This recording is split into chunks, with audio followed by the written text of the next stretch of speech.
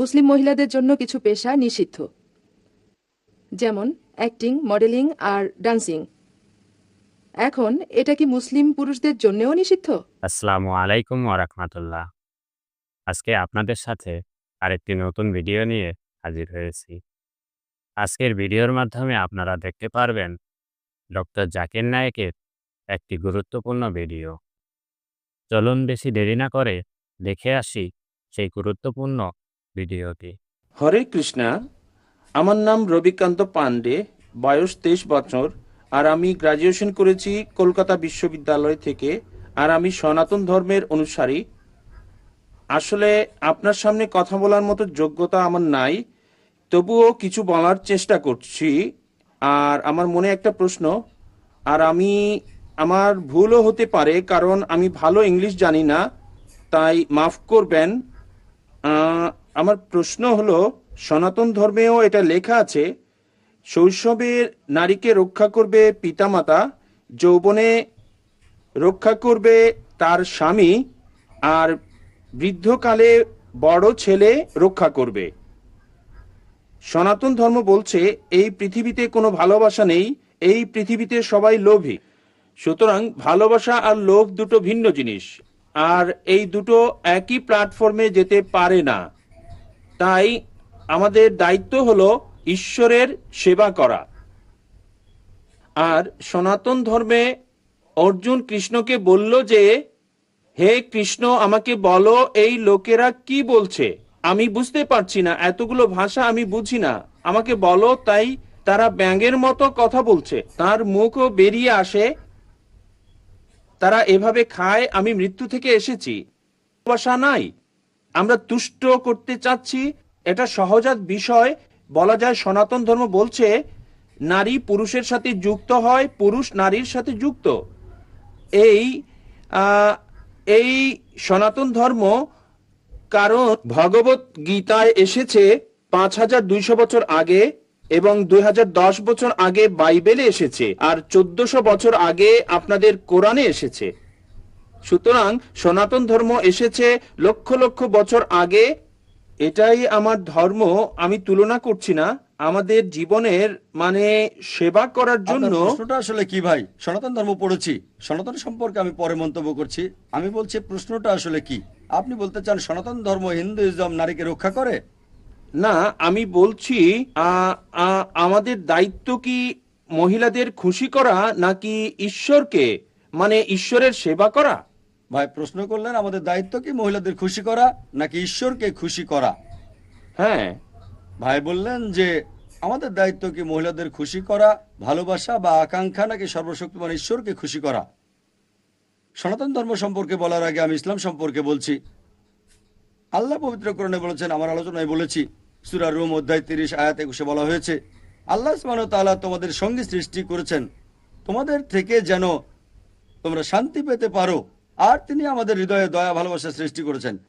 তার মানে আল্লাহ আমাদের সঙ্গী সৃষ্টি করেছেন, আমাদের স্ত্রীদের, আমাদের সাথীদের, তাদের নিকট থেকে যেন শান্তি পেতে পারি, তোমরা শান্তি পাবে, সুখ পাবে। আর সর্বশক্তিমান ঈশ্বর তোমাদের হৃদয়ে ভালোবাসা সৃষ্টি করেছেন। আমাদের প্রিয় নবী মুহাম্মদ সাল্লাল্লাহু আলাইহি সাল্লাম বলেছেন যে স্ত্রীর সাথে সহবাস করাটা হচ্ছে নেকির কাজ। সাহাবীগণ বললেন, সহবাস করার সওয়াবের কাজ কিভাবে? উত্তর হচ্ছে, কারণ তুমি তো বৈধ পথেই আছো। যদি অবৈধভাবে তা করতে, স্ত্রী ছাড়া অন্য কারোর সাথে, এটা নিষিদ্ধ। সুতরাং বৈধ পথে থাকলে এটা ভালো, এটা উত্তম, আপনি ভালো কাজ করছেন। তাই স্ত্রীর সাথে সহবাস করলে তার জন্য সর্বশক্তিমান ঈশ্বর প্রতিদান দেবেন। আপনি ঠিকই বলেছেন যে ভালোবাসা মানে স্বার্থের জন্য। আমিও সনাতন ধর্ম পড়েছি, আর তাতে ঈশ্বরের একত্ববাদের কথা দেখেছি আছে। আপনি জানেন হিন্দু ধর্মে অনেকগুলো দল রয়েছে, হয়তো জানেন এগুলো বিভিন্ন ধরনের মতবাদ। সবচেয়ে পবিত্র গ্রন্থ হচ্ছে শ্রুতি আর স্মৃতি। হিন্দু ধর্মগ্রন্থ মতে শ্রুতি হচ্ছে ঈশ্বরের বাণী, এগুলো বেদের অন্তর্ভুক্ত, এগুলো এক ঈশ্বরে বিশ্বাস করে, ঈশ্বরের কোনো প্রতিমূর্তি নেই। আমি উদ্ধৃতি দিতে পারি, আমার ভিডিও ক্যাসেট দেখতে পারেন, ইসলাম এবং হিন্দু ধর্মের সাদৃশ্য। এখন আমাদের কি মহিলাদের খুশি করা উচিত নাকি ঈশ্বরকে খুশি করা উচিত? প্রথমত, আমার লেকচারে বলেছি প্রত্যেক মানব জাতির উদ্দেশ্য হোক পুরুষ বা নারী, সর্বশক্তিমান ঈশ্বরকে খুশি করা। যখন ঈশ্বরকে সন্তুষ্ট করছেন, মহিলা খুশি হতে পারে আবার নাও হতে পারে। যদি ভালো ধার্মিক মহিলা হয় সে খুশি হবে যদি আপনি ঈশ্বরকে সন্তুষ্ট করেন। যেমন ধরেন, ঈশ্বর বলছে শুধু স্ত্রীর সাথে সহবাস করবে। ধার্মিক মহিলা যে মহসিনা সে খুশি হবে, কিন্তু অসৎ মহিলা সে খুশি হবে না। বলবে, কেন ঈশ্বরকে মানছো, আমাকে মানো। সে হয়তো খোঁত শয়তান হতে পারে, সে হয়তো অনিষ্টের কারণ হতে পারে। আপনি কৃষ্ণ সম্পর্কে বললেন যে কৃষ্ণ অর্জুনকে উপদেশ দিচ্ছে, যেহেতু কৃষ্ণের কথা বলছেন যে সে হিন্দুদের জন্য রোল মডেল। আর যখন মহাভারত পড়ি, আপনি জানেন সাদৃশ্য নিয়ে একটা লেকচার দিয়েছি, আপনি প্রশ্ন করেছেন তাই বলছি। মহাভারতে কি আছে যে কৃষ্ণ যখন নদী তীরে যেত, যখন মহিলার গোসল করতে আসতো, সে তখন কাপড়গুলো নিয়ে সেখান থেকে পালিয়ে যেত। কি জন্য? ভালোবাসা নাকি অসৎ উদ্দেশ্য? কারণ সে ঈশ্বর, সে পারে। যেমন ধরেন আমি সম্মান করি, আমি ঈশ্বর যদি নারীদের কাপড় চুরি করতে চায় আর কাপড় নিয়ে চলে যায়, ঠিক আছে, কাপড় ছাড়া বেরিয়ে এসো, তাহলে কেন আমি করতে পারবো না? ঈশ্বরকে কপি করতে চাইলে কেন আপনি করবেন না? আর সেক্ষেত্রে হয়তো বলবেন এটা ঐশ্বরিক। ঈশ্বরকে আমরা কপি করব না, কারণ ঈশ্বর বিভিন্ন স্তরে রয়েছে। কিন্তু যদি কৃষ্ণকে ঈশ্বর বিবেচনা করেন, যদি ঈশ্বর নারীদের কাপড় নিয়ে যাওয়ার মতো কিছু করে থাকে আর বলে কাপড় ছাড়াই আসো, আপনি সেটা করতে পারবেন না? সহজেই করতে পারবেন। আর হিন্দি ছবিতে তাই দেখা যায়, দেখবেন এগুলো সবই আছে। আমি বলতে চাচ্ছি আমাদের সঠিকটা গ্রহণ করা উচিত। সনাতন ধর্ম পড়েছি, অনেক বিষয় আছে যেগুলো ভালো, শত শত হাজার হাজার ভালো বিষয় আছে, কিন্তু যেটা ভালো না সেটা আপনাকে বাদ দিতে হবে। আমি একটা লেকচার দিচ্ছি ইসলাম ও হিন্দু ধর্মের সাদৃশ্য নিয়ে। এখন কৃষ্ণ সম্পর্কে বলছেন, ভালোবাসা লোভ নিয়ে বলছেন। কৃষ্ণের অনেক কিছুই আমি সমর্থন করি, কিন্তু সব কিছু না। অনেক কিছুই তিনি বলেছেন। তিনি বলেছেন ক্ষত্রিয় হতে, অন্যায়ের বিরুদ্ধে যুদ্ধ করতে, যদি আপনজনের বিরুদ্ধেও যায়। তিনি এটা বলেছেন ভগবদ গীতায় 2 অনুচ্ছেদ 31। একই কথা আছে কোরআনে সূরা নিসা অধ্যায় 4 আয়াত 135-এ, যে ন্যায়ের পক্ষে যুদ্ধ করো। যেহেতু আল্লাহ সুবহানাহু ওয়া তাআলা দেখছেন, যদি এটা তোমার বিরুদ্ধে যায়, আত্মীয়দের বিরুদ্ধে যায়, তোমার বাবা মার বিরুদ্ধে গেলেও আল্লাহ ভয়কে রক্ষা করেন। তাই তার কথা যদি কোরআনের সাথে মেলে, আমার ঈশ্বরের কথার সাথে মেলে, আমি মানব। কিন্তু সবকিছুই মানব না। আমি জানি কোরআন ঈশ্বরের বাণী, আর এ কারণেই আমি বলি এটা হলো ফুরকান। ফুরকান হলো সত্য মিথ্যার পার্থক্যকারী। যদি আপনি এটা পড়েন, এটা হলো সর্বশেষ এবং চূড়ান্ত বার্তা সর্বশক্তিমান ঈশ্বরের, যা মানব জাতিকে দেওয়া হয়েছে। এটা পড়েন। আমি চ্যালেঞ্জ করলাম একটা মাত্র ভুল বের করতে। অন্যান্য গ্রন্থ যেগুলো আছে, অন্যান্য ধর্মগ্রন্থ, সময়ের আবর্তে সেগুলোর পরিবর্তন ঘটেছে, সংযোজন হয়েছে, মিশ্রণ হয়েছে। একথা কে বলেছে? আমি না, খ্রিস্টান বিশেষজ্ঞ। তারা বলেছে বাইবেল এখন তার আসল রূপে নেই। মহাভারত বিশেষজ্ঞরা বলছে শুরুতে মহাভারত একটা গল্প ছিল, যা অর্জুনের দাদা মানুষজনকে বলেছিল। পরবর্তীতে হলো 8,000 শ্লোকাস থেকে 24,000 শ্লোকাস। এখন দেখবেন 1 লাখেরও বেশি শ্লোকাস সংস্করণ আর সংযোজন। আমি মানতে পারি না যে ঈশ্বর তা করেছেন। ঈশ্বরের কথা বাদ দেন, ঈশ্বরের বার্তাবাহক এমনটা করবেন না। আমি যা বলবো এটা হয়তো একটা সংযোজন। আমি ঈশ্বরের বার্তাবাহকদের সম্মান করি, কিন্তু যদি বলেন তারা ঐশ্বরিক, তাহলে বলবো ঐশ্বরিক কোনো লোক এটা করবে না। ঠিক আছে, তবে এটা সংযোজন, এটা মিশ্রণ। আমি এ কারণেই আপনাকে অনুরোধ করব, এমন একটা বই পড়েন যেটা শতভাগ সঠিক, সম্পূর্ণ ত্রুটিমুক্ত। আল্লাহ বলেছেন পবিত্র কোরআনে সূরা হিজর অধ্যায় 15 আয়াত 9 যে আমি কোরআন নাজিল করছি, আমি এর হেফাজত করব। সর্বশক্তিমান ঈশ্বর নিজেই বলেছেন তিনি এই কোরআনকে হেফাজত করবেন। যদি এটা পড়েন, সঠিক অধিকার পাবেন যা মহিলারা পৃথিবীতে পেতে পারে। আশা করি উত্তরটা পেয়েছেন। জি, আমি এখানে মুম্বাইয়ের ছাত্রী। আমার প্রশ্ন হলো যে কেন এখানে মানে ইন্ডিয়ায় মহিলাদের মসজিদে যেতে দেওয়া হয় না? বোন খুব সুন্দর একটা প্রশ্ন করলেন যে কেন ইন্ডিয়াতে মহিলাদের মসজিদে যেতে দেওয়া হয় না। এজন্য ইন্ডিয়া দায়ী, কোরআন হাদিস না। আমি আমার লেকচারে বলেছি ইসলামকে বিচার করবেন না মুসলিমদের দেখে, অথবা মুসলিম সমাজের লোকদের দেখে, ইসলামকে বিচার করবেন কোরআন এবং সহিহ হাদিস দেখে। আমাদের প্রিয় নবীজি মুহাম্মদ সাল্লাল্লাহু আলাইহি ওয়াসাল্লাম বলেছেন, সহিহ বুখারীর একটা হাদিস, তিনি বলেছেন, আল্লাহর ভৃত্যদের মধ্যে মহিলাদেরকে মসজিদে যেতে বাধা দিও না। আরেকটা হাদিস সহিহ বুখারীর ভলিউম নাম্বার 1 বুক অফ সালাহ 865 নম্বর আগে তিনি বলেছেন যে যদি মহিলা ভৃত্য মানে মুসলিম নারী আল্লাহর ভৃত্য যদি তারা মসজিদে যেতে চায় রাতের বেলায়, তাদের বাধা দিও না। এখন আমাদের ভারতীয় সংস্কৃতিতে মহিলারা মসজিদে যেতে পারে, তাদের যেতে দেওয়া হয়, তবে আলাদা ব্যবস্থা, আলাদা প্রবেশ পথ, আলাদা অজুর ব্যবস্থা, নামাজের জন্য আলাদা জায়গা। আমরা মুসলিমরা নারী পুরুষের অবাধ মেলামেশায় বিশ্বাস করি না, যেমনটা চার্চে বা মন্দিরে গেলে দেখবেন। কেন? কারণ নামাজের সময় আমরা যখন নামাজ পড়ি আমরা মানুষে মানুষে কোনো পার্থক্য করি না, কাঁধে কাঁধ মিলিয়ে দাঁড়াই। পাশের লোকটি কেমন তা দেখা হয় না, লোকটা কালো বা সাদা, হলুদ বা বাদামি, ধনী বা গরিব, আমরা কাছাকাছি দাঁড়িয়ে নামাজ পড়ি।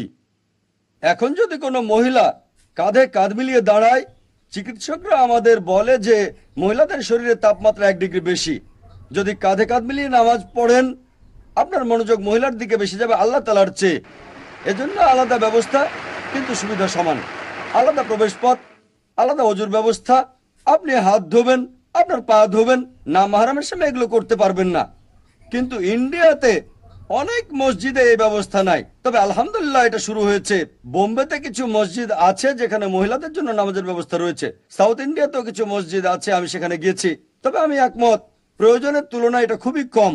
যদি সৌদি আরবে যান, প্রায় সব মসজিদে 95%-এর বেশি মসজিদে মহিলাদের নামাজের ব্যবস্থা আছে। 95%-এরও বেশি, হতে পারে 99 বা তারও বেশি, আমি জানি না, তবে 95%-এর বেশি মসজিদে মহিলাদের জন্য আলাদা ব্যবস্থা আছে। লন্ডনে যান বা আমেরিকায় যান, বিদেশে প্রায় সব দেশেই আছে, শুধু ভারতে নেই। সুতরাং সমস্যাটা ভারতীয় মুসলিমদের।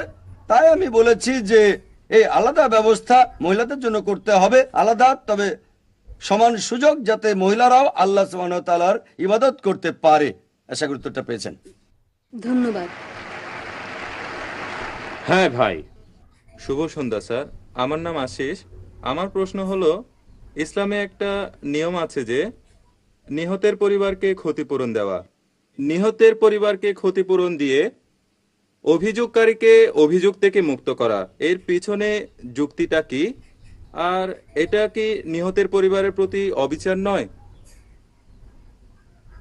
ভাই প্রশ্ন করলেন যে দিয়ামানির ব্যাপারে, এর মানে রক্তের বদলা দেওয়া। ইসলামে যদি কেউ কাউকে হত্যা করে বা খুন করে কোনো কিছুর জন্য, নিহতের পরিবারের সদস্যরা মাফ করে দিতে পারে, টাকার বিনিময়ে মাফ করতে পারে। আর এই বিষয়টা হচ্ছে, ধরেন কেউ গাড়ি চালাচ্ছে অথবা রাস্তায় হাঁটছে, তখন সমস্যা হয়ে গেছে, বা দুর্ঘটনায় কেউ মারা গেলে, এক্ষেত্রে অসতর্ক অবস্থায় হয়েছে, তারপরও ধরেন ডাক্তার অপারেশন করছে আর অসতর্কতার বিষয়টা ধরা পড়ল, রোগী মারা গেল, ইসলামিক আইন মৃত্যুদণ্ড। কিন্তু মৃত ব্যক্তির আত্মীয়রা যদি বলে যে ঠিক আছে, ডাক্তার ভালো ছিল, সে আসলে আমাদের সন্তানকে হত্যা করেনি, আমি তাকে মাফ করলাম, তাহলে রোগীর জীবন বাঁচাতে গিয়ে যদি কিছু হয়ে যায় সে মুক্তি পেয়ে যাবে। কিন্তু যদি অসতর্কতায় কিছু হয় আর লোকটা মারা যায়, তাহলে মৃত্যুদণ্ড, কারণ এটা তার দোষ। এই ক্ষেত্রে যদি অবহেলার বিষয়টা 100% প্রমাণ হয়, তাহলে নিহতের পরিবার ইচ্ছা করলে বলতে পারে তাকে ক্ষমা করে দিলাম, তাকে এমনিতেই ক্ষমা করে দিলাম, 1 টাকা নিয়ে ক্ষমা করে দিলাম, অথবা 1 মিলিয়ন টাকা নিয়ে। হতে পারে 1 মিলিয়ন একটা শাস্তি, আর এমন কাজ করো না, এটা এখন করেছো, আমি তোমার জীবন নিতে চাই না, তবে 1 মিলিয়ন হলো শাস্তি। তাই ইসলামে এক্ষেত্রে মৃত ব্যক্তির পরিবারের সদস্যরা তাকে ক্ষমা করে দিতে পারে যে কোনো শাস্তি দিয়ে। তবে ষড়যন্ত্রের হত্যার ক্ষেত্রে শতভাগ প্রমাণিত হলে শাস্তি মৃত্যুদণ্ড। এই বিষয়গুলো কেবল ক্ষমার যোগ্য হলেই বিবেচনা করা হয়ে থাকে। যদি কেউ রাস্তার মধ্যে বোম ব্লাস্ট করে আর 100 মানুষকে হত্যা করে, নিরপরাধ মানুষ, কোনো ক্ষমা নেই, মৃত্যুদণ্ড সরাসরি। বুঝতে পারছেন? এখন ধরেন আপনি কিছু করছেন, হতে পারে একটা দালান বানাচ্ছেন, সেখানে অসতর্কতা ছিল, শ্রমিক বিদ্যুৎপৃষ্ট হলো, তাহলে নির্মাতা দায়ী। পরিবারের সদস্যরা বলতে পারে ঠিক আছে আমরা তাকে ক্ষমা করে দিলাম। স্ত্রী বলল আমার স্বামী প্রতিদিন 2000 টাকা করে উপার্জন করত, এখন যদি আমি 5000 টাকা দাবি করি সারা জীবন, আপনি আমাকে কত দিবেন? বছরে 25,000 করে, 5 লাখ কত বছরে দিবেন? কত বছর? 20। কিন্তু এখন যদি 5 লাখ টাকা আমি নিয়ে আর অন্য কোথাও বিনিয়োগ করি তবে পাবো 4-5 হাজার টাকা প্রতি মাসে, ঠিক? তাই আমি তাকে ক্ষমা করে দিলাম, এই টাকা দিয়ে অন্তত বেঁচে থাকতে পারবো। এই দৃষ্টিকোণ থেকে অনেক বিষয় রয়েছে, এটা একমাত্র কারণ না। আপনাকে উদাহরণ দিচ্ছি, এইসব ক্ষেত্রে যা ঘটে, ইন্ডিয়ান আইনে কি হয়, মৃত্যুদণ্ডই শেষ। কিন্তু স্বামী তো মরে গেছে, এখন তার কি হবে?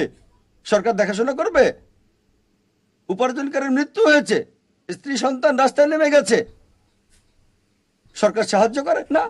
তাই এখানে অন্তত ক্ষতিপূরণ পাচ্ছে, টাকাটা বিনিয়োগ করে মাসে পাচ্ছে 5,000 টাকা। তাই অন্তত কিছুটা হলেও স্ত্রী সন্তানের সুবিধা হচ্ছে। সম্পূর্ণ ক্ষতি হয়তো পূরণ হবে না, অনেক ক্ষেত্রে মাফ করে দিতে পারে কোনো টাকা নেওয়া ছাড়াই। এজন্য ইসলাম বিভিন্ন অবস্থার অনুমতি দিয়েছে যাতে মানুষের কল্যাণ হয়। আশা করি উত্তরটা পেয়েছেন। কোনো বোন কি প্রশ্ন করবেন? হ্যালো, আসসালামু আলাইকুম। আমি সাদিয়া আকরাম। আমি বিজনেস ম্যানেজমেন্ট স্টাডিজের প্রথম বর্ষের ছাত্রী। আমার প্রশ্ন হলো যে আপনি বলেছেন যে মুসলিম মহিলাদের জন্য কিছু পেশা নিষিদ্ধ, যেমন অ্যাক্টিং, মডেলিং আর ডান্সিং। এখন এটা কি মুসলিম পুরুষদের জন্যও নিষিদ্ধ? বোন, আপনি প্রশ্ন করলেন, আমি লেকচারে বলেছি যে পেশায় শরীর প্রদর্শন করা হয়, যেমন ডান্সিং, তারপর মডেলিং আর অভিনয়, এগুলো কি পুরুষদের জন্য নিষিদ্ধ? যদি সেই অ্যাক্টিং বা মডেলিং ইসলামিক শরিয়ার বিরুদ্ধে যায় সেটা হারাম। যেমন ধরেন একজন মুসলিম পুরুষ যদি কোনো স্যুটের মডেল হন, সেই অ্যাডে হারাম কিছু না থাকে তাহলে অনুমতি আছে। যদি সেটা হারাম হয়, যেমন মডেল হলো ব্ল্যাক ডগের হুইস্কি অথবা শ্যাম্পেন বা অ্যালকোহল, সেটা হারাম। একইভাবে যদি অ্যাক্টিং করে দেখায় যে সে একজন অমুসলিম, মূর্তি পূজা করছে, সেটা হারাম। এরকম অনেক মুসলিম অভিনেতা আছেন যাদের আচরণ অমুসলিমদের মতো শিরক করছে, হারাম। সে যেই হোক না কেন, হতে পারে পৃথিবীর সেরা অভিনেতা, এই অভিনয় তাকে দোজখে নিয়ে যাবে, তার অভিনয় তাকে জাহান্নামে নিয়ে যাবে। কিন্তু যদি অ্যাক্টিং করে ভালো কোনো রোলে, মেয়েদের পেছনে দৌড়াচ্ছে না, দেখছেন তো গাছের ফাঁকে দৌড়াচ্ছে, আর এভাবে হিজাব ভেঙে ফেললে সেটা হারাম। তা না হলে ঠিক আছে। যদি হারাম কিছু না থাকে, যদি হিজাব পালন করা হয়, কোরআন সুন্নাহ মেনে চলা হয়, এমন সিনেমা বানান যেগুলো ইসলামিক, মানুষকে বেহেশতের কাছাকাছি নিয়ে আসবে, আল্লাহর কাছাকাছি নিয়ে আসবে, তাহলে ঠিক আছে। তা না হলে অ্যাক্টিং আর মডেলিং এর কাজগুলো যদি ইসলামিক শরিয়া অনুযায়ী হয় তাহলে ঠিক আছে, তা না হলে অনুমতি নেই। আশা করি উত্তরটা পেয়েছেন। ধন্যবাদ।